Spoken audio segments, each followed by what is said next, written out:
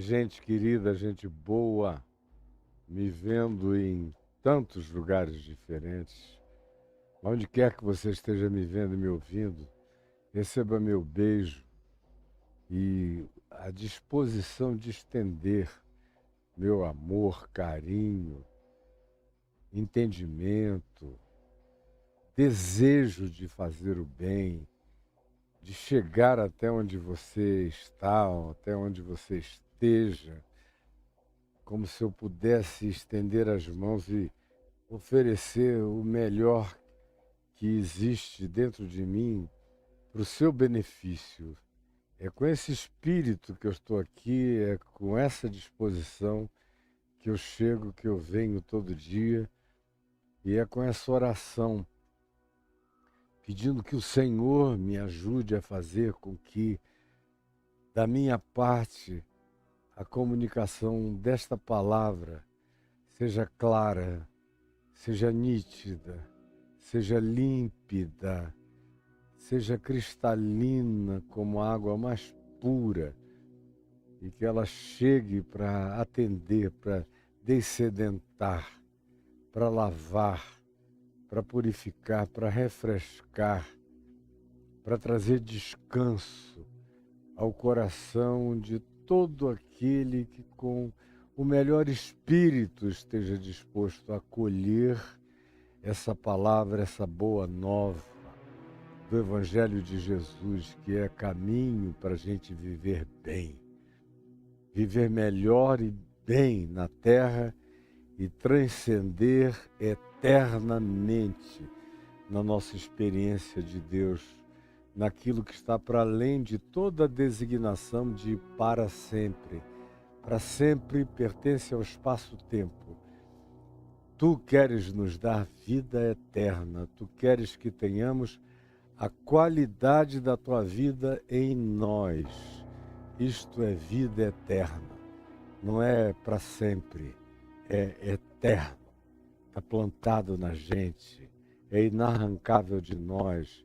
Faz isto chegar à consciência em fé de cada um daqueles que me ouvem, me acolhem com um bom coração.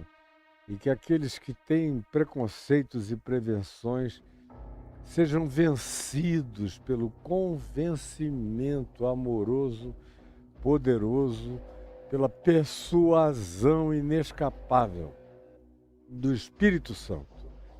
É o que eu te peço, em teu nome, Jesus. Amém. Nós ontem falamos mais uma vez, sobre não julgueis para que não sejais julgados. Foi a terceira vez que falamos sobre esse assunto. E ontem a ênfase que eu dei foi em não julgar para fora os outros, mas pegar essa energia que é um dispêndio desnecessário, tolo, idiótico, burro, perigoso, que é uma provocação de juízo contra nós mesmos. Porque Jesus deixou claro que o era, pois com o critério com que julgardes sereis julgados, e com a medida com a qual tiverdes medido, vos medirão também.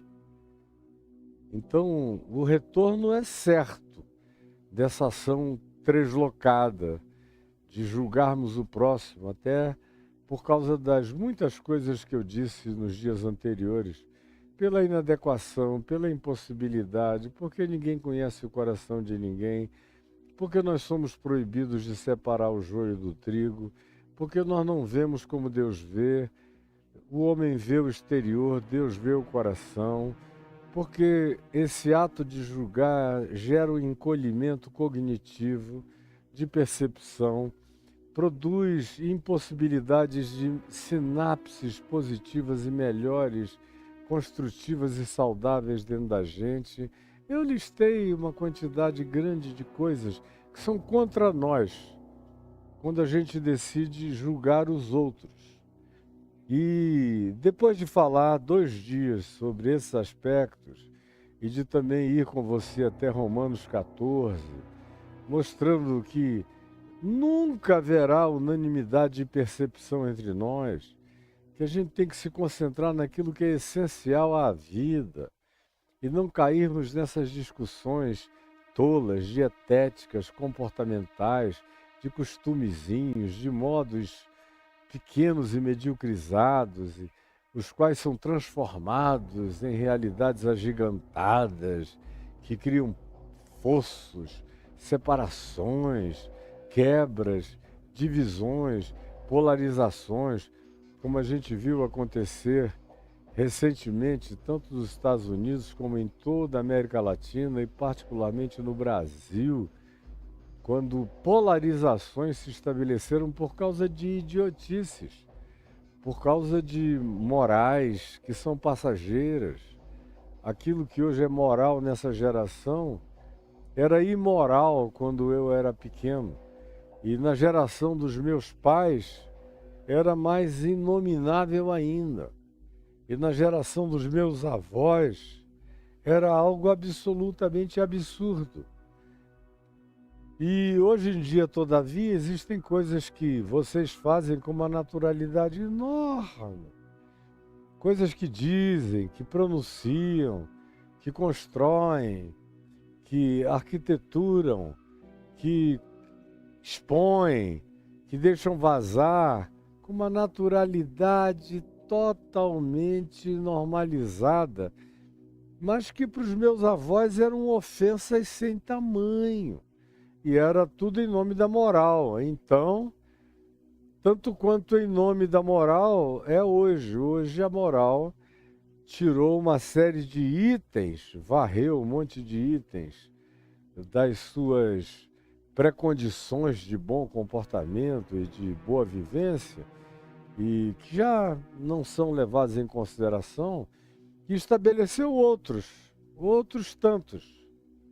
E aí a gente caiu em outras meticulosidades, que são todas elas, em cada geração, atribuídas a Deus.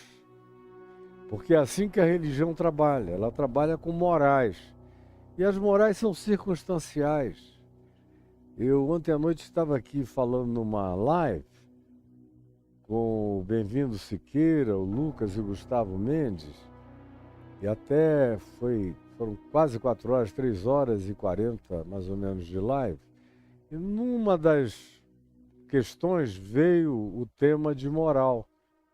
E eu estava dizendo como a moral é absolutamente circunstancial. E dei exemplos. Por exemplo, na área de natureza sexual. Houve tempos na chamada história da igreja, tanto da Igreja Católica, como também depois da Reforma Protestante, naquilo que hoje se convencionou chamar, sob o mesmo guarda-chuva, de Igreja Evangélica. No passado havia distinções enormes entre elas. Hoje o grupo foi ficando quase que monolítico, exceto por algumas diferenças doutrinárias. Mas do ponto de vista dos hábitos, dos costumes e das defesas, virou quase praticamente um monolito só, a mesma coisa. Mas eu estava falando sobre sexualidade. Teve um tempo de tanto rigorismo sexual e moral por parte da religião, especialmente da Igreja Católica, que se uma mulher tivesse prazer, se ela tivesse um orgasmo transando com o marido dela, ela podia ser punida horrorosamente, até mais fortemente do que se ela adulterasse com um vizinho e alguém descobrisse. Tinha consequências, mas gozar, orgasmar com o marido dela era um pecado sem tamanho por causa da moral vigente. E aí tem uma quantidade enorme de absurdos que já foram vigentes, pelos quais pessoas pagaram preços enormes em nome da moral. Só que a moral muda de geração em geração, a moral são acordos circunstanciais. Como nos nossos dias, era pós-verdade, era imoral ou amoral, ou era de liberação absoluta para tudo e para todos. No entanto, tem uma moral subreptícia, presente para todo lado, que é a chamada atividade ou atitude politicamente correta. É a moral contemporânea. É a moral para ateus, é moral para agnósticos, é moral para a maioria das pessoas no ocidente da Terra. Só não é algo de natureza moral para os religiosos, especialmente nos Estados Unidos e de 6 anos para cá aqui no Brasil. Por quê? Porque o politicamente correto incide contra algumas das morais dos religiosos, especialmente no hábito religioso de condenar e mandar para o inferno todo mundo que tenha comportamento sexual diferente do comportamento preconizado pelos ditames, pelas doutrinas, pelos usos e costumes religiosos. E o politicamente correto proíbe você de se meter nessas coisas, mas proíbe também com categorias profundamente morais, não só essas coisas, mas uma quantidade enorme de outras. São etiquetas que se transformaram em dogmas morais. Porque, de um certo modo, de uma dada forma, nenhuma sociedade humana consegue existir sem estabelecer médias ponderadas de comportamento pelos quais elas julgam. Julgam mesmo. E julgam forte e impiedosamente. E são essas mesmas categorias pré-estabelecidas, preconizadas e canonizadas nos seus preconceitos, que, sendo estabelecidas, são praticadas e a partir delas os julgamentos são emitidos, e elas próprias, que são de natureza subjetiva na formulação e objetiva supostamente para a prática das pessoas, voltam-se contra nós mesmos, porque na maioria das vezes tem a ver com a proibição de que a expressão do interior, do coração, da emoção, do sentimento, da preferência, do gosto, da apreciação, sejam coibidos pela maioria que pensa de outro modo. Só que a maioria que diz pensar de outro modo, mantém dentro de si, de maneira latente, de maneira pulsante, e às vezes até de maneira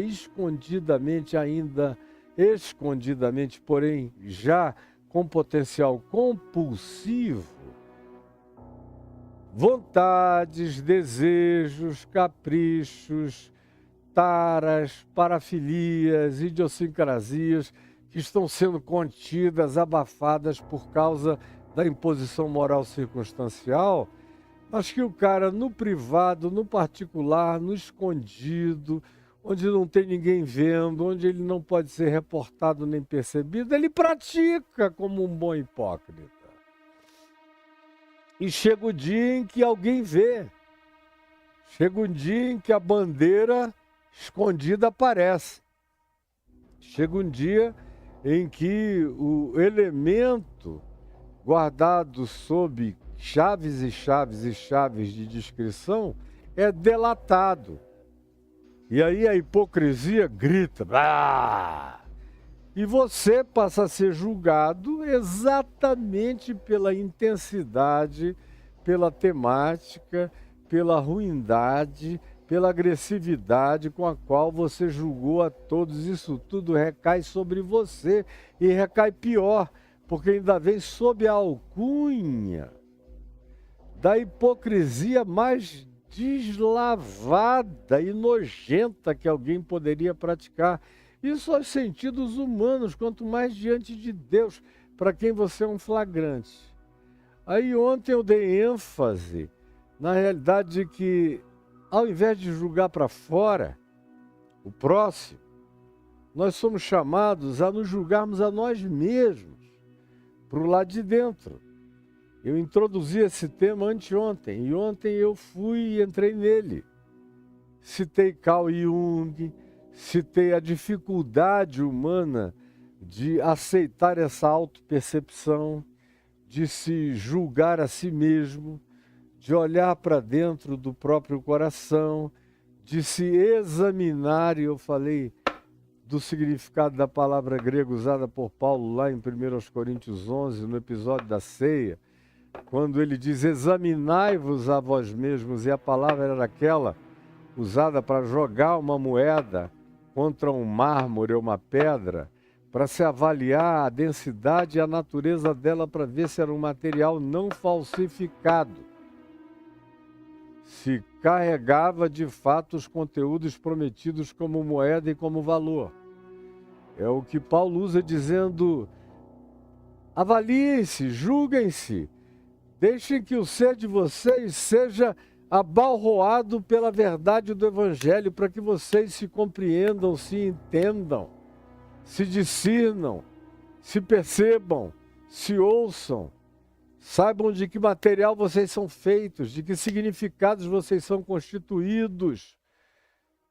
O juízo não é para fora, o juízo é para dentro. Para fora, Jesus disse, pelos seus frutos os conhecereis.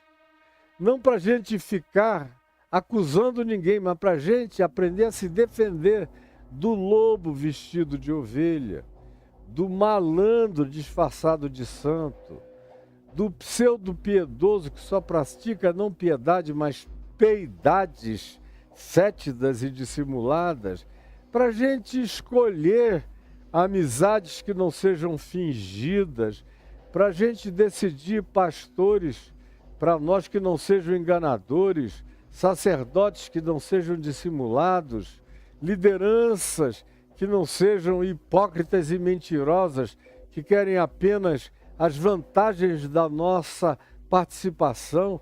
Foi para isso que Jesus disse, pelos frutos os conhecereis. Mas não é para botar ninguém no inferno, não é para assinar nenhum tratado escatológico de juízo contra ninguém, não é para nada disso. Energia dentro de mim para avaliação deve ser para minha autoavaliação, para que o beneficiário seja eu, ao invés de que eu me torne juiz togado do meu próximo, o que só me traz juízos humanos e juízos espirituais e juízos escatológicos contra mim. Bom, se você não entendeu o que eu falei durante 3 dias seguidos, I rest my case. Mas dito está e gravado também para quem quiser aí na minha plataforma no YouTube.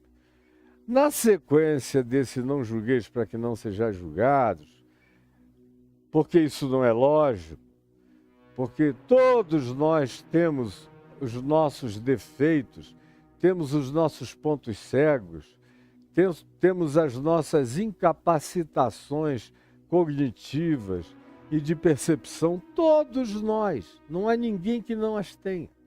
É que Jesus disse, por que você se oferece para ser o oftalmologista do seu irmão, para tirar cisquinhos do olho do seu irmão quando você carrega uma trave, um pedaço de pau enorme enfiado no seu, e de uma hipocrisia, no nonsense absoluto, de uma falta de vergonha na cara, de hipocrisia deslavada, você se oferece para dizer, deixa eu tirar o cisco do teu olho. Jesus diz, parem com isso, vão primeiro cuidar de vocês, vão tirar as traves da cara de vocês, vão limpar a vida de vocês, a alma de vocês. Quem sabe depois vocês conseguem ajudar alguém, se alguém reclamar que está precisando de ajuda. Do contrário, não se metam assim. E aí falei longamente sobre o fato de que só é possível fazer essa viagem para dentro de nós, sem surtarmos. E é por isso que a maioria não tem coragem de fazer a viagem para o interior, para o coração, porque não aguenta as suas próprias assombrações, as suas sombras pessoais, os seus monstros dissimulados, mascarados e escondidos. Não tem coragem desse enfrentamento. Não entram, portanto, na caverna do centauro, no labirinto, porque não tem a referência para sair, têm medo de ficarem completamente presos lá dentro, na confusão dos seus próprios seres. Isso é angustioso e a maioria é completamente acovardada. Eu disse que essa viagem para dentro a gente só consegue fazer com saúde, com benefício, e dela sair melhor e curado, e sarado, e melhorado todo dia, se a gente a fizer na graça de Deus. Olhando para nós mesmos com a mesma misericórdia com a qual Deus nos vê, sob o mesmo olhar de graça, de favor imerecido, de bondade divina, de perdão garantido, com a certeza de que o nosso escrito de dívida que havia contra nós foi cancelado, rasgado, encravado na cruz, que está tudo pago, que eu não tenho que ter medo de diabos, nem de demônios, nem de sociedades acusadoras, nem de nada, nem de coisa alguma, nem de mim mesmo, contra mim mesmo. Se eu vivo na graça de Deus, se eu sei o que Cristo Jesus fez por mim e que está tudo pago e liquidado, eu estou perdoado e sou eternamente perdoado e que minha questão está eternamente resolvida, aí eu tenho capacidade de entrar em mim, sem medo de mim, sem ter que me dissimular, sem ter que me mascarar para mim mesmo. Eu posso me examinar e penetrar em todos os escaninhos do meu ser. E aí é o momento da minha cura profunda, interior, diária, gradativa, contínua, constante. Foi quando eu falei daquele arrependimento que não carrega dor. Não é como aquele arrependimento inicial que vem carregado de muita dor, muito misturado com remorsos doídos.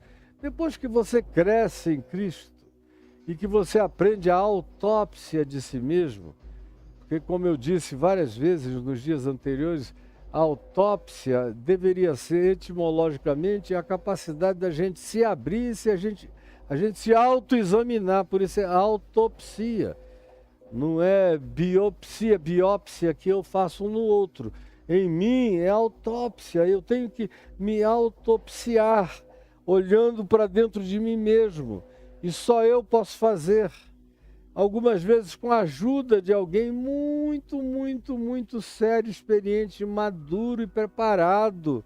E de preferência bem distante de mim, para não criar vínculos que se tornem posteriormente perniciosos, nem acusativos, nem degradantes, nem de nenhuma outra natureza. Agora, quando você é maduro, eu disse, você faz isso todo dia. Você se autopsia, você olha e você vai vendo a quantidade de esconderijos, de coisas na sombra dentro de você. E você entra com luz para dentro de você mesmo. E aí você se ilumina para dentro. E diz, na tua luz eu vejo com luz quem eu sou.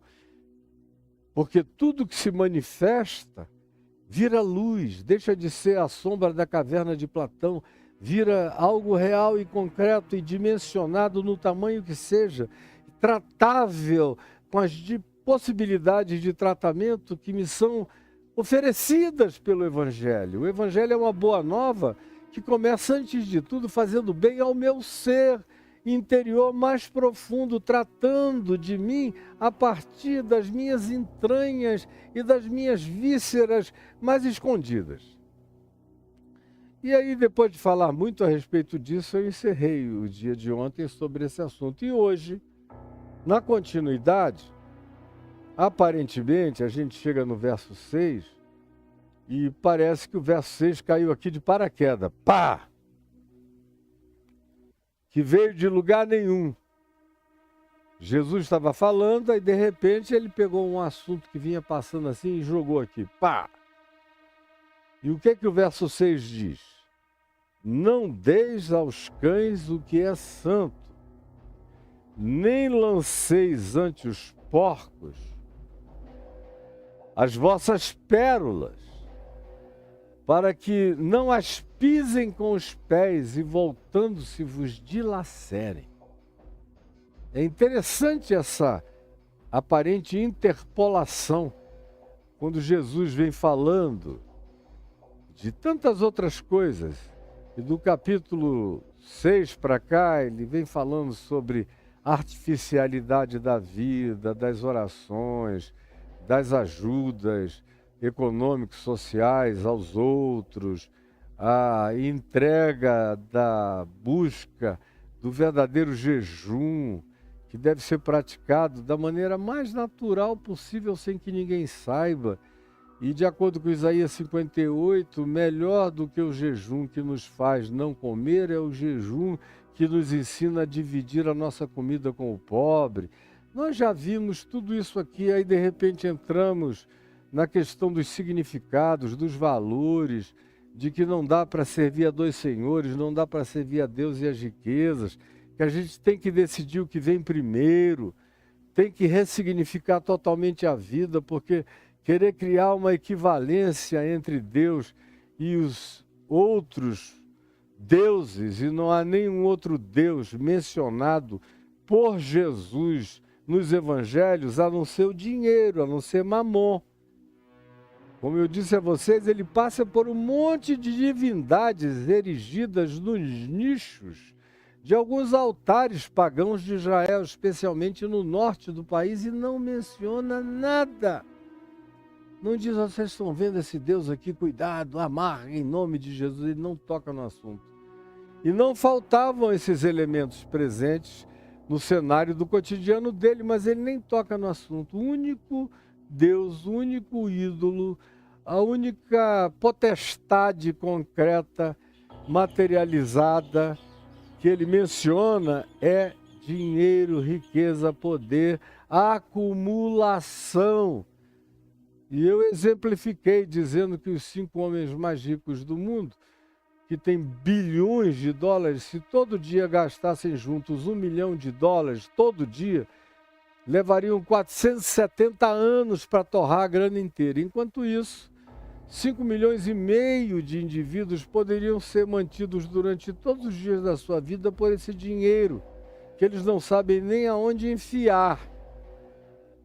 Não sabem nem onde meter, mas a palavra é enfiar.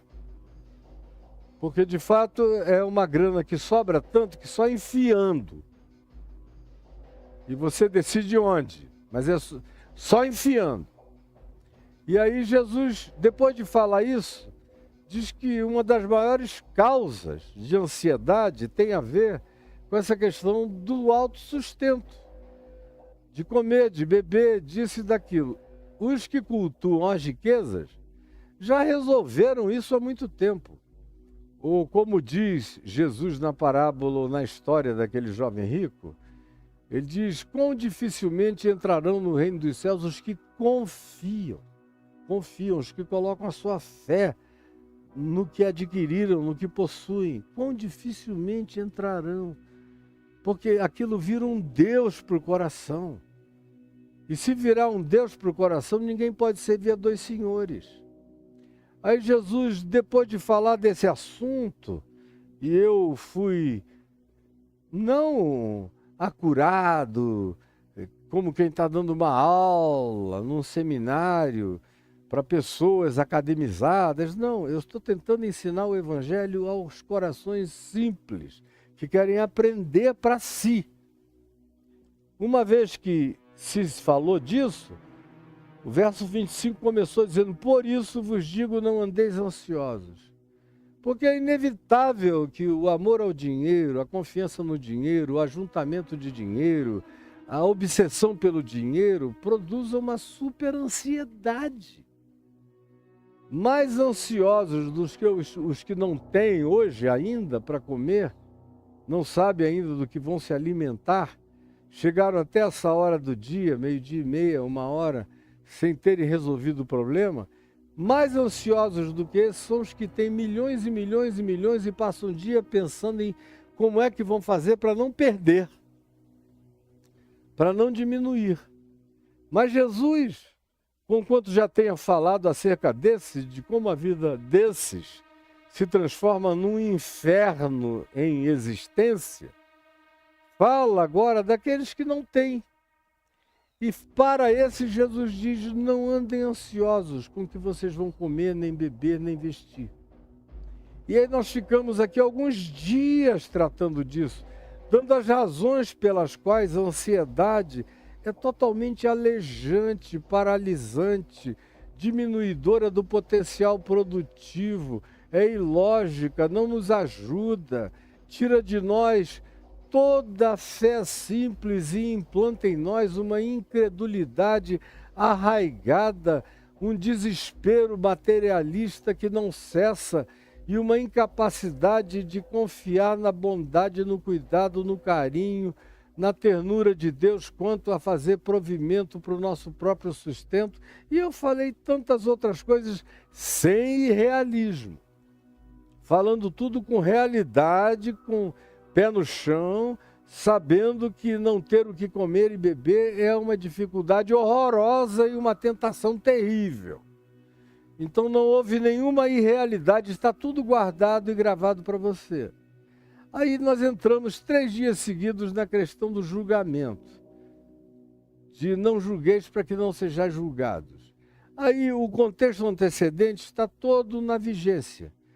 Não julguem o hipócrita que dá esmola com plasticidade hipócrita, dá uma vontade de julgar, de dizer que ele é um canalha, safado, hipócrita, mas não julgue. Deixa que ele tenha um juiz no céu que está vendo a mentira dele. E tem muita gente de olho aberto, enxergando também a mentira dele. Ou aqueles que oram e praticam piedades para se exibir publicamente. Dá uma vontade enorme de desmascarar esses caras. Mas não faça isso, porque vai acabar voltando contra você. Deixe que ele é um flagrante da presença de Deus. E ele também é um flagrante da presença de muitos que não perderam ainda o bom senso, o discernimento e um mínimo de percepção e de cognição. E que os enxergarão. Aí Jesus ensina a orar e diz, olha, não caiam nessa das vãs repetições, nem de pensar que é pela audição que se faça repetir numa oração que os outros podem ouvir, que vocês serão ouvidos por Deus, porque sejam ouvidos pelas pessoas o dia inteiro repetindo a mesma coisa. Não é assim. Entra no teu quarto e fala com teu pai que está em secreto, e o teu pai que vem em secreto te recompensará. Aí a gente entrou na questão do dinheiro. E dá uma vontade enorme de julgar, de abrir a boca. Parece que a gente ganha uma permissão especial para falar mal de quem acumula, tem, não compartilha nada com ninguém. Mas não julguem, porque não importa a relevância do julgamento de vocês. Não julguem, vocês não foram constituídos para isso. Além do que, se esse indivíduo carrega esses problemas na vida dele, você, na sua, carrega os seus também. Ainda que você não seja um rico, você seja um pobre, mas você também tem as traves nos seus olhos que você não enxerga. Todo mundo tem. Então deixem o juízo para quem é o reto juiz. Olhem apenas os frutos da vida. Se é um espinheiro, não vai dar uvas. Se é um espinheiro, não vai produzir maçãs. Se é um espinheiro, não vai produzir figos. Então, pelos seus frutos, vocês ficam sabendo quem eles são para defenderem-se e não serem ingênuos em relação a essas pessoas, mas não para julgá-las, não para botá-las no inferno, não para escatologizar a vida de ninguém. Aí, como eu disse, aparentemente cai de paraquedas esse não deis aos cães o que é santo, nem lanceis aos porcos as vossas pérolas, porque porco não come pérolas, para que não as pisem com as patas. E uma vez que pisem, vejam que não é babugem nem material comestível, eles se voltem contra vocês e venham raivosamente, como os porcos conseguem ser animais perigosos e raivosos, dependendo de como sejam criados, em que ambiente sejam criados e como sejam estimulados, eles são poderosos. Os porcos da floresta, por exemplo, as manadas de porcos selvagens das florestas da minha terra, no Amazonas, aquelas manadas enormes, são perigosíssimas. O conselho que eu aprendi quando eu era criança, com meu pai, é: se você estiver no meio do mato, na floresta, e você vir uma manada de porcos do mato passando, saia da reta, se esconda atrás de uma árvore ou suba em algum galho alto e deixe passar todos. Não fique na frente, porque eles têm um poder de atropelar e devorar. Devorar, fazer um mal horroroso, despedaçar você em partes. Até os caçadores que saem para caçar esses porcos da floresta, esses porcos chamados do mato, eles só atacam, só ferem, só atiram no último da manada. Eles nunca atiram no primeiro. Porque se atirar no primeiro, a manada inteira corre da direção do tiro para devorar quem deu o tiro. Por isso até os caçadores experientes deixam a manada passar e atingem o último. Porque eles não têm, em geral, solidariedade para socorrer o que ficou para trás. Eles são para frente e devoradoramente para frente que eles andam e que eles caminham. Então Jesus está usando desse exemplo cruento da natureza animal e da natureza das coisas, dizendo, olha, não adianta pegar o que seja santo, o pão santificado, a comida santificada, oferecida a Deus, o alimento santificado que vai alimentar a vida da sua família, que é objeto da sua gratidão, e dá para os porcos, ou dá para os cães. Porque frequentemente eles estão querendo coisas mais viscerais, carne, osso, alguma coisa que tenha cheiro animal, que os atraia, que tenha conteúdo de tutano, que tenha enervamentos, para dar a eles a sensação de predatoriedade, com carne de preferência sendo oferecida. Então não pegue o pão santificado, o alimento santificado e ofereça aos cães, porque não é a preferência deles. E nem pegue as pérolas de vocês e deem aos porcos, porque eles vão pisar e vão ver que não é comestível e vão ver o que é que há de comestível do lado, e o que há de comestível do lado é você com suas pernas de carne gostoso para os porcos, e a manada inteira vai correr em cima de você e vai te devorar. Jesus é de um realismo implacável nas coisas que diz e irretocável naquilo que afirma. Agora, por que do nada, entre essa temática toda que ele vem falando, ele diz, não deis aos cães o que é santo, e nem ofereçam as vossas pérolas aos porcos, porque não terá valor, e vai fazer com que eles se voltem contra você. Essa ideia de se voltem contra você começa aqui no capítulo 7, versos 1 e 2. Não julgueis, para que o julgamento não se volte contra você. Porque, em geral, o nosso julgamento vai para os porcos e para os cães. Aí você fica na frente de porcos e de cães julgando. Eles não têm escrúpulo.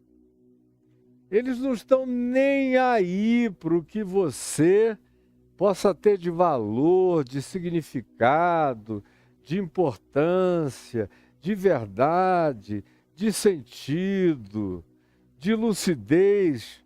Nem aí. Eles vão se voltar, eles têm outra natureza, é canina selvagem, são verdadeiras hienas, são como porcos selvagens. Não adianta, nem perca seu tempo, se volta contra você, e se volta já, e se volta imediatamente. E vem com as mesmas categorias, você ofereceu um juízo que vai ter na sua provocação o elemento justificador para que você seja engolido e devorado vivo. Assim como também não deis aos cães o que é santo, Não deis a esses que eventualmente são o objeto de juízo eventual de vocês, aquilo que, por mais santificado que possa ser como pensamento, para eles é apenas uma provocação que vai trazer todo o ódio animal e predatório deles contra a existência de vocês. É como você, na melhor das intenções, porque tem gente que diz, não, eu disse, eu julguei com uma ótima intenção, eu queria salvar essa pessoa. Mas você está lidando com um agente, um elemento, uma entidade suína, predatória, selvagem, como os porcos do mato, que vão se ajuntar contra você, e se ajuntam e vêm, devoram e comem você vivo. Então, a única coisa anterior a essa declaração, que apresenta uma relação de causa e efeito, é esse não julgueis para que não sejais julgados, porque com a medida com que medides sereis medidos, sereis pesados, sereis avaliados, sereis consumidos. Então não façam isto. Além do que, não sejam hipócritas. Porque todo mundo tem o que reparar em si mesmo. Por isso, gastem a energia dessa reparação em vocês próprios, nas suas próprias vidas, no seu próprio coração. E aí foi a temática de ontem, que eu já fiz uma pequena rememoração, um pequeno sumário agora nessa introdução. Mas eu continuo me perguntando com você, por que isso cai aqui de paraquedas do nada? Não deis aos cães o que é santo, nem lanceis aos porcos as vossas pérolas, para que eles não pisem com as patas deles e vejam que não é comestível, e voltem-se contra vocês e devorem vocês vivos. Devorem vocês vivos. Ora, além do contexto do não julgueis, tem todo o resto do contexto anterior, onde Jesus está dizendo, vocês estão lidando com gente perigosa. O hipócrita é um cara extremamente perigoso. Pouca gente é tão perigosa quanto o hipócrita. E Jesus está batendo nesse tema da hipocrisia recorrentemente, já faz algum tempo. E aqui no capítulo 6, de maneira extremamente forte.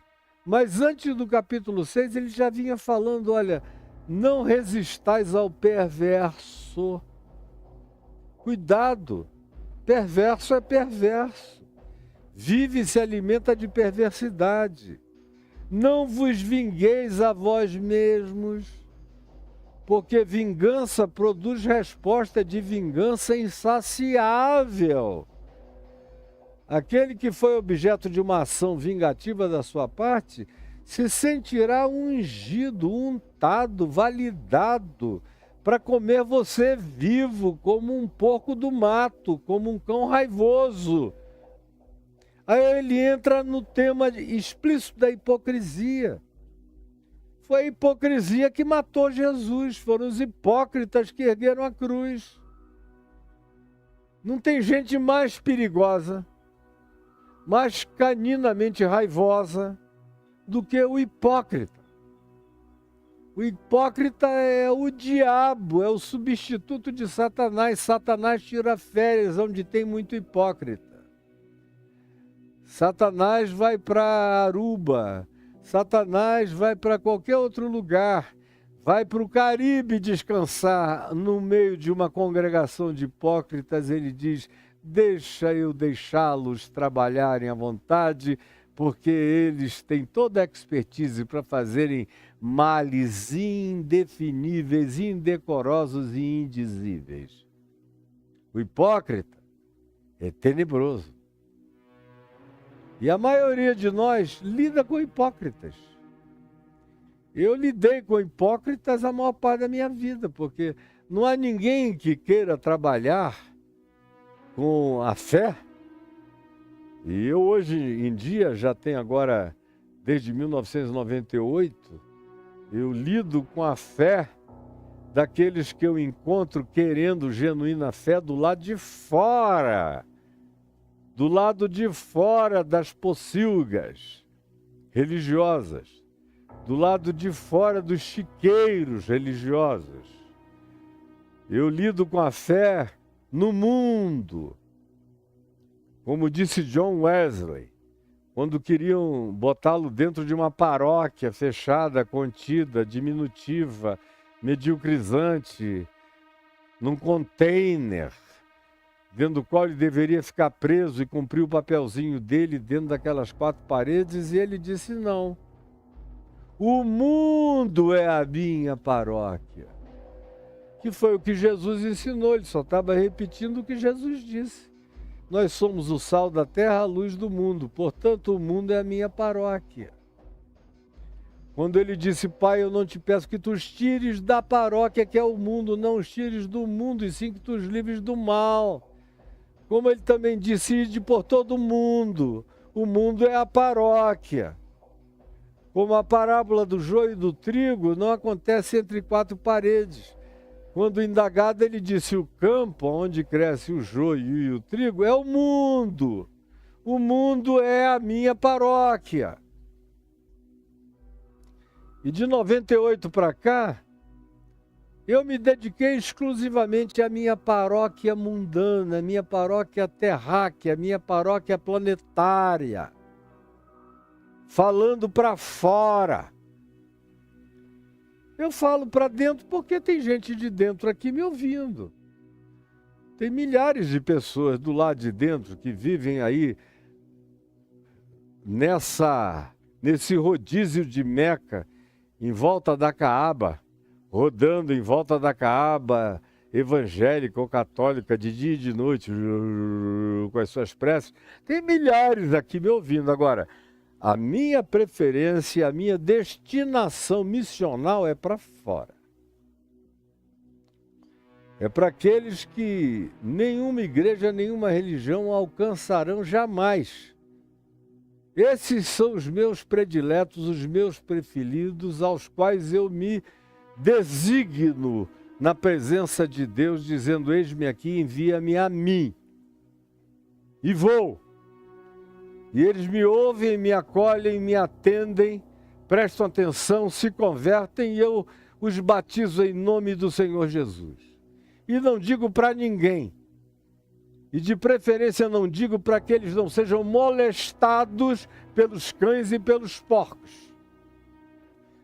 São pérolas que eu guardo.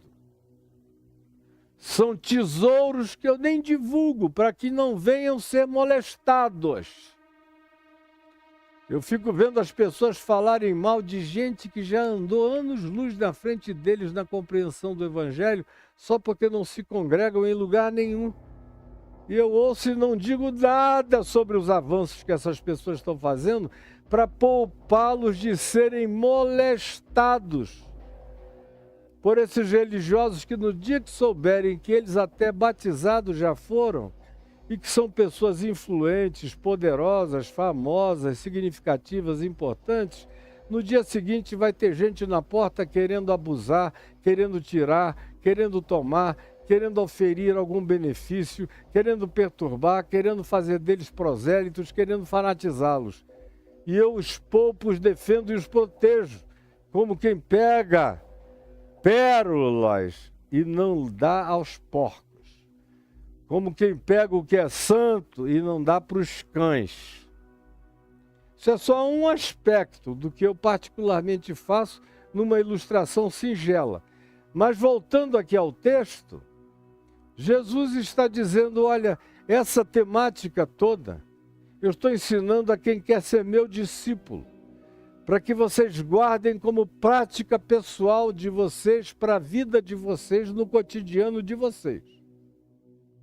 Mas não caiam na ilusão de que tudo isso vai ser acolhido de maneira benfazeja, bem recebida, querida, notada, acolhida, privilegiada pelos cães e pelos porcos da sociedade humana, porque não serão. Tem gente que não gosta de bondade, tem gente que não gosta de perdão, tem gente que não gosta de misericórdia, tem gente que odeia graça, tem gente que, de fato, tem uma natureza contrária a todos os tesouros da riqueza do Evangelho. Então não adianta, por causa da sua decisão ingênua, achar que você vai mudar a natureza dos outros do dia para a noite, porque você não vai. Então, até em relação às maiores preciosidades da sua compreensão, do seu discernimento e do Evangelho, tenha cuidado com os hipócritas. Porque eles é que têm esse poder extraordinário de pegar o que haja de melhor, de mais bonito, de mais singelo, de mais doce, de mais puro em você e a partir disso devorarem você vivo. Esses hipócritas que estão à nossa volta adoram ver e encontrar um ingênuo, cheio de bons valores e significados do coração, mas ainda totalmente desprevenido para a maldade, especialmente para a maldade que habita a hipocrisia religiosa. Tem hipocrisia em todas as dimensões da vida.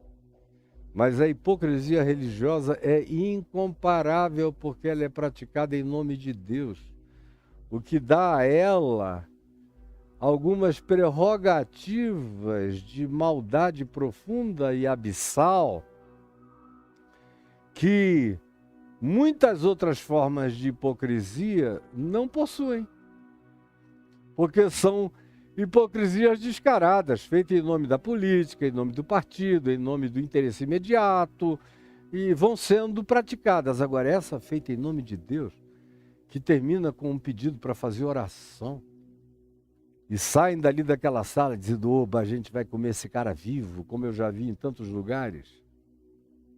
Eu já vi, por exemplo, em vários lugares, em dezenas e centenas de lugares, mas eu nunca me esqueço de uma delas, onde eu fui chamado por um candidato presidenciável à presidência da República que queria me fazer uma consulta. Queria conversar comigo uns tempos. E quando eu cheguei na antessala do escritório da campanha presidencial dele, em São Paulo, estavam lá vários líderes evangélicos brasileiros conhecidos. Eu era o presidente da Associação Evangélica Brasileira.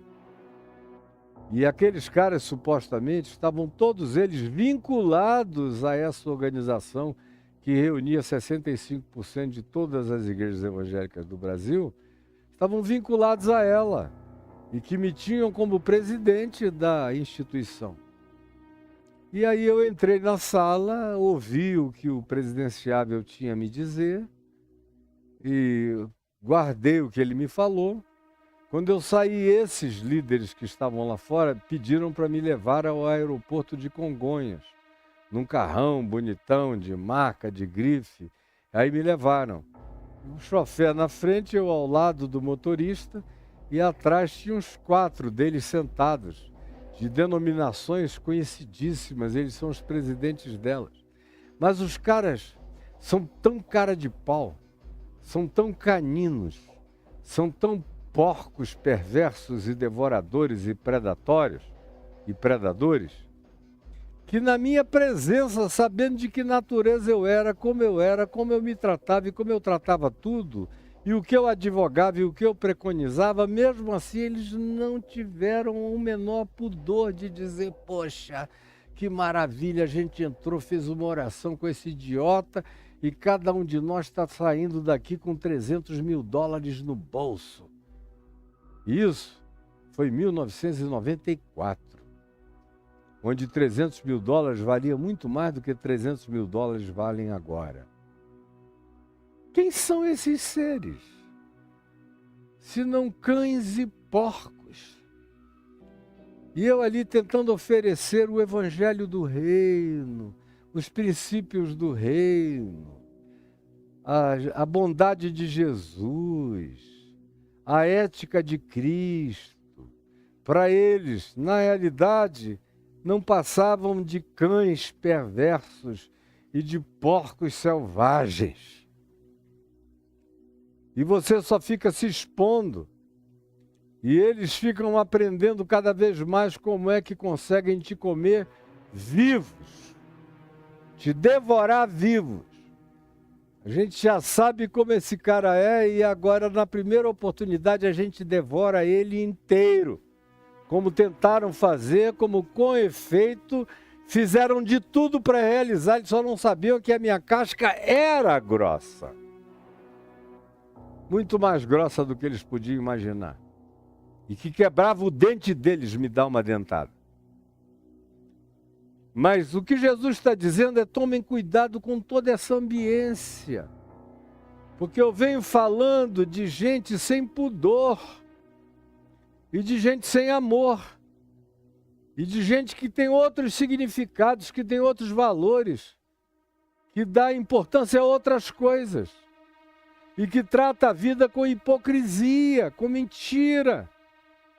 O que eles chamam de meu banquete é o que você, no Evangelho, chama de babugem, chama de pocilga, chama de chiqueiro. Mas eles chamam de minha igreja, eles chamam de minha congregação, eles chamam de meu povo, eles chamam de meu ministério, eles chamam de meu reininho de Deus. Então, cuidado, abra o olho. Porque eu estou falando de coisas e vinculando-as a determinados tipos de criaturas humanas que de humano tem apenas a aparência. Mas eles não carregam dentro dele nenhuma natureza humana. Eles se tornaram entes com fisionomia humana e natureza canina. Se tornaram pessoas com aparência humana e natureza suína, selvagem, perversa, devoradora. E o que para vocês é valor, para eles é o que eles desprezam. E o que você não quer para você é tudo que eles querem para eles. Então tome cuidado, porque vocês vão viver num mundo de disparates, de antíteses, de antagonismos. E vocês vão ter que trafegar no meio disso tudo e precisam aprender a fazer isso com sabedoria, com bom senso, com prudência, com discernimento e com realidade. Não sejam ingênuos, não sejam tolos. Aquele que tem muito e tem demais e cultua o que tem, e chama de meu Deus e de minha confiança e de minha estabilidade aquilo que possui, está disposto a fazer qualquer coisa para não perder nada, e você é só um detalhe no caminho. A mesma coisa com os religiosos hipócritas e plásticos, como eu chamei quando eu falei aqui no capítulo 6.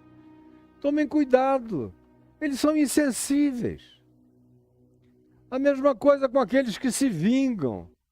A mesma coisa com o perverso, que é cheio de imposições obrigatórias em relação às quais eles punem com violência, com maldade, com conspiração perversa, com laços e com dissimulações que destroem você. Abram o olho. E a mesma coisa com a ingenuidade do juízo. Não pratiquem juízo de nenhuma natureza.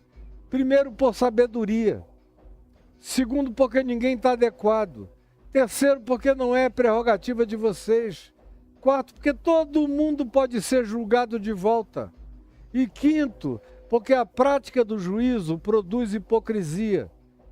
É alguém com uma trave no olho querendo tirar o cisco do olhinho de alguém. E quando você se oferece para essa tarefa, você se dessensibiliza e você se torna um hipócrita quanto mais.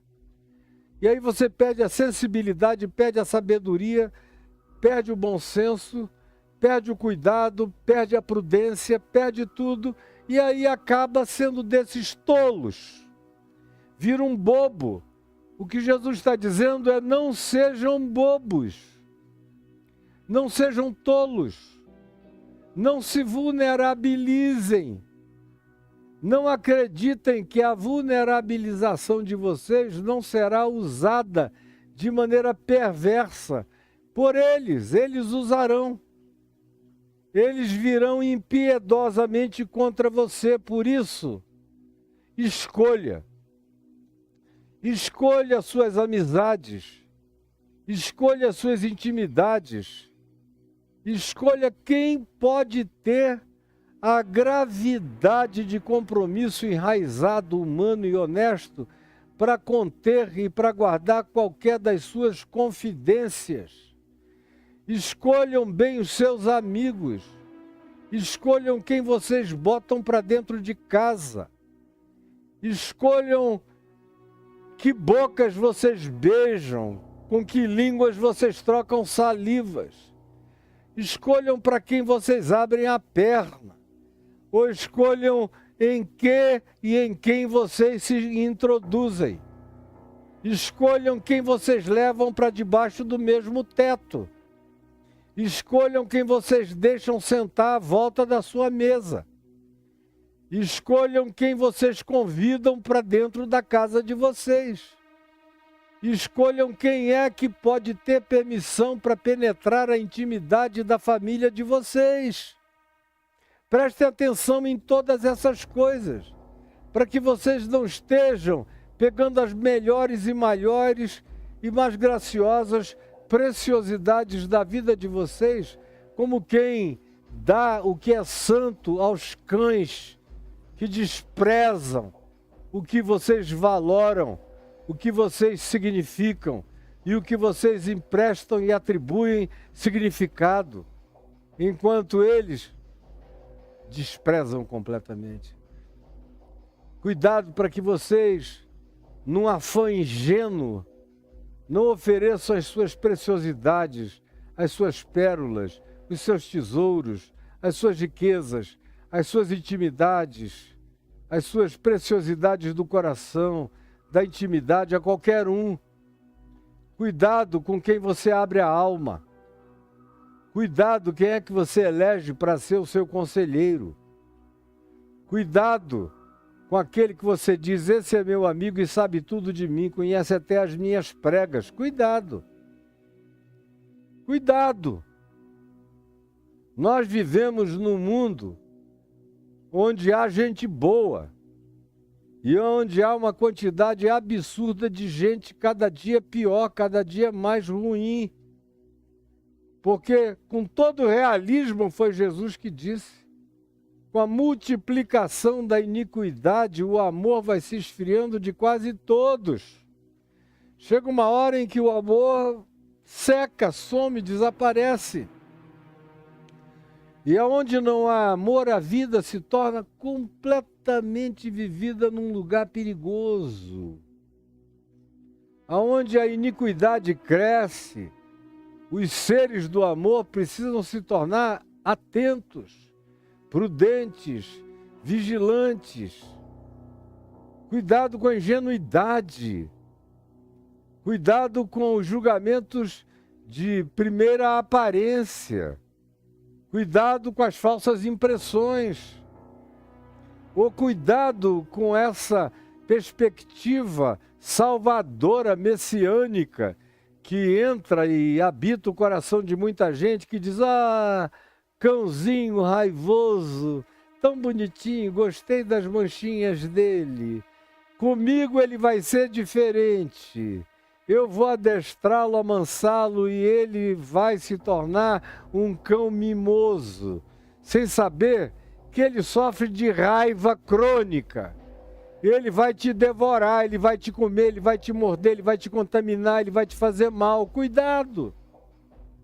Preste atenção. Seja precavido.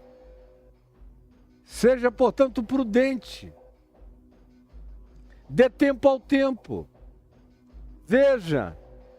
Examine. Preste atenção. Não se apresse. Não seja ansioso para fazer inclusões, para ir tentando fazer as coisas crescerem sem critério. sem qualificação, sem exame, sem convívio, sem relação. Preste muita, muita atenção para que você não chame para dentro da sua vida bestas, feras devoradoras. E eu lido todo dia, há anos, há décadas, há meio século, com gente que não tem nenhum espírito de cuidado, de sabedoria, nem de prevenção. E que acha que tem o poder de adestrar cães raivosos, sofrendo de raiva. E que se forem meiguinhos com eles, eles serão meiguinhos de volta. Não serão, quem diz é Jesus. Não sou eu, quem diz é Jesus. Ninguém amou mais do que Ele. E quem diz isso é Ele. Porque, como diz o apóstolo João, ele, Jesus, não se confiava a ninguém, porque ele bem sabia o que era a natureza humana. Isso é uma expressão poderosa, usada exclusivamente no Evangelho de João, pois Jesus mesmo não se confiava a nenhum deles, pois bem sabia o que era a natureza humana. Eu vou repetir para você. Pois Jesus mesmo não se confiava a nenhum deles, pois bem sabia o que era a natureza humana. Sempre soube que tinha um traidor entre eles. Sempre soube do potencial de tudo em todos. Mas botou ao lado dele aqueles que podiam ser trabalháveis. E até o traidor foi um indivíduo que, como traidor, se comportou maravilhosamente bem até o final. E ainda é melhor aquele traidor do que os pastores contemporâneos, que traem, negam, roubam, afanam, não se arrependem nunca, não tem nem a dignidade de um bonito suicídio. De tão endurecidos, empedernidos e endiabrados que se tornaram, que já não são nem tocados de remorso, quanto mais de arrependimento. De tão piores do que Judas Iscariotes que se tornaram. Então Jesus diz, cuidado, não deis aos cães o que é santo, nem lanceis aos porcos as vossas pérolas, porque eles não dão valor para evangelho, para amor, para bondade, para misericórdia, para os segredos da alma de vocês. Eles publicizam, eles pisam, eles vandalizam, eles destroem. Não se abra com esses porcos e nem se exponha aos cães raivosos. Eles são indomesticáveis, eles são inconversíveis. Eles são incapazes do convívio natural saudável e carregado de significado humano, que é o que vocês estão procurando. Cuidado! Eles não dão valor a nada disso. Aí eu fico vendo as pessoas. O cara traiu a mulher dele, se arrependeu horrivelmente. Aí procura um pastor cão. Aí diz, pastor, eu fiz o que eu não devia, eu traí a minha mulher. Se o cara não tiver um dízimo gordo, grande, não der muito dinheiro para a igreja, o tratamento é diferente. Se ele der muito dinheiro, o cara não diz nada para ninguém, isso acontece com todo mundo, até comigo também. Não vou nem te contar porque não vale a pena, mas meu Deus, essas mulheres estão com a bunda cada vez mais bonita, as coxas mais gostosas, estão vindo para a igreja de maneira sedutora, insuportável, provocando a gente, homens. Então, isso aí se você tiver um dízimo gordo. Mas se você for um pé rapado, só sofrendo, porque traiu sua mulher e está arrependido, você vai ser levado e jogado lá na frente. Vai ser comido vivo pela congregação. Vai ser destruído. Quando é uma mulher que vai e abre o coração, e diz: ai, meu pastor, eu traí o meu marido e foi uma mulher bonita, gostosa, sedutora, sensual, mesmo que ela esteja totalmente arrependida. Olha, não raramente, não raramente hoje em dia, para cada 10 mulheres lindas e gostosas que fazem uma confissão dessa para um pastor num gabinete, 5 acabam sendo comidas pelo cara que ouviu a confissão. Eu tenho visto mulheres que vão se casar na igreja e o pastor olha para ela, vê o decote do peito, quando ela vira de lado para trocar a aliança, vê a protuberância da bundinha, vê isso e vê aqueles, meu Deus, que mulher gostosa. Aí logo depois do casamento se oferece: ó, minha filha, tem conselhos que eu quero dar para o seu marido sozinho, conselhos que eu quero dar a você sozinha, sem ninguém. Quando você puder, passe aqui. E olha, não raramente eu já vi, depois fui procurado pela mulher que me diz: eu acabei indo e transei com o pastor no sofá do gabinete. Não deis aos cães o que é santo, e nem ofereçais aos porcos as vossas pérolas. Não é porque o cara faz orações na praça, grita, ou diz que é piedoso, que está fazendo jejum. Estou fazendo jejum. Deve ser jejum intermitente, onde ele come de 2 em 2 horas. Como eu vejo alguns aí dizendo que estão jejuando, vou jejuar até o fulano não ser eleito para o Supremo Tribunal. Jejum porcaria nenhuma, é jejum do ódio. Como diz Isaías 58, é jejum para cuidar dos seus próprios interesses odiosos e odientos. Não confie nisso.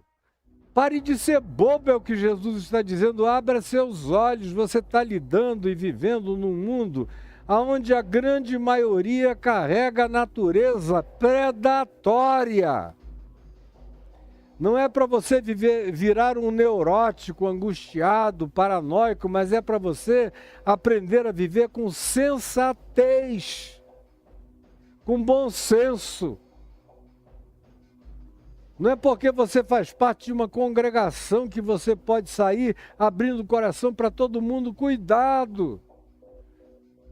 Hoje em dia, especialmente, tem alguns poucos santos lá, o resto é povo da mentira, do engano e da dissimulação e da hipocrisia. Cuidado! Se proteja, se defenda. E não externe os seus juízos. Você não deve julgar. E menos ainda externar. Se porventura você julgou, trabalhe a sua mente, como eu falei nos últimos 3 dias, nos dias anteriores, para que a sua própria mente se purifique disso. E muito menos ainda externalize isso em qualquer direção. Porque numa comunidade de cães e de porcos ferozes e predatórios, isso vai se voltar contra você. Quem vai ser comido vivo é você. Isso aqui é evangelho também. É Jesus nos ensinando as cautelas da sabedoria da Boa Nova. A Boa Nova também me acautela. A Boa Nova também me ensina discrição. A Boa Nova não me ensina apenas a não julgar, mas me ensina também a me proteger do juízo dos outros. Como eu aprendi com meu pai, quando vinham aquelas pessoas indiscretas para cima dele e de mim, lá em Manaus, quando eu comecei a pastorear bem novinho, há 50 anos passados, ou 49 anos, ainda bem novo. E as pessoas vinham com indiscrições e meu pai olhava, ouvia a história inteira, do final: hein, pastor? Aí meu pai dizia: meu filho, nada a esconder e também nada a declarar. Deus te abençoe, vá em paz, vá trabalhar. E era só isso. O cara ficava querendo arrancar com fórceps coisas, o senhor ouviu dizer, o senhor soube, reverendo, o senhor isso e aquilo, papai ouvia. Depois dizia, olha meu filho, nada a esconder, também nada a declarar. Agora chega, levante e vá trabalhar. Isso é aprender a não dar aos cães o que é santo. Isso é saber não dar as pérolas aos porcos. Porque o resultado de fazer isso, na ingenuidade, na tolice, na falta de sensatez, de sabedoria, é que você pode se oferecer para ser devorado vivo pela maldade humana que está espalhada por toda parte, em todo lugar. E eu já falei hoje muito tempo, já passei do meu próprio horário, mas já disse o bastante e o suficiente nessa sexta-feira para você guardar essa palavra de sabedoria, de sensatez de Jesus no seu coração, para se proteger, para não se vulnerabilizar. Isso serve para tudo, como eu disse. Veja qual é a boca que você beija, para quem você abre a perna, aonde é que você se introduz, em que cama você deita, quem você chama para debaixo do seu telhado, quem você diz, esse é agora o meu mais novo melhor amigo. Cuidado, vá devagar, vá com calma, não custa nada. Como diziam os antigos, tem que comer um saco de sal juntos para ter uma ideia mínima de quem seja a pessoa. Não vá acelerando e se apressando nos dias da digitalidade e das redes sociais. Todo mundo vira amigo do dia para a noite. Você não sabe nem quem é a pessoa. Não conhece nem o CC dela. Não conhece o hálito dela. Não conhece nada dela. Quando ela desliga aquele botão, você não sabe quem ela é nem o que ela faz. Mais do que nunca, não deis aos cães o que é santo. E aí eu fico vendo, você contrata um coach, paga alguns milhares de reais para ser ensinado por um cara que você não sabe quem é. E na maioria das vezes, se você for averiguar quem ele é, você vai levar sustos horrorosos. Porque são todos especialistas em dissimulação. Fazem técnica de dissimulação, de manipulação, de hipnose, de tudo que você queira, de sugestão de massa, de filosofia maquiavélica, de manobras as mais variadas. São seres que aprendem filosofia escolástica para que peguem a sua pergunta e a devolvam contra você mesmo. No fim você sai pobre, sai frustrado, sai magoado, sai amargurado e ele segue mais milionário, mais bilionário ainda. Cuidado, não deis aos cães o que é santo, nem lanceis aos porcos as vossas pérolas, para que não as pisem com os pés, não desprezem a preciosidade de vocês e, voltando-se com um poder renovado que ganharam, devorem vocês vivos. Jesus, eu te peço que essa palavra falada em teu nome, fundada, calcada, estribada na tua sabedoria, do bom senso divino, no realismo celestial, no diagnóstico de boa parte de como é e de qual seja a natureza humana. Não nos deixes ficarmos neuróticos ou paranoicos ou desconfiados de todos, mas calmos, sensatos, sábios, precavidos e pacientes sempre, dando tempo ao tempo e deixando que a proximidade e as observações, que não prescindem nem de tempo nem de convívio, sejam feitas dentro da perspectiva do que seja razoável para a gente ter conhecimentos mínimos. Porque mesmo tantas vezes, com tanto convívio e achando que conheceu alguém, a gente leva sustos horrorosos, às vezes depois de anos.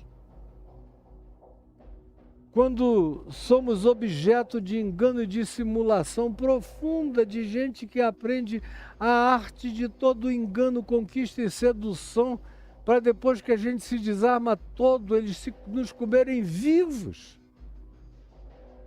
Se acontece até quando a gente é precavido, salva-nos de nos tornarmos esses insensatos e ingênuos que se arreganham para os porcos e os cães e que oferecem os tesouros da nossa alma, que eles desprezam porque eles querem, são as nossas carnes.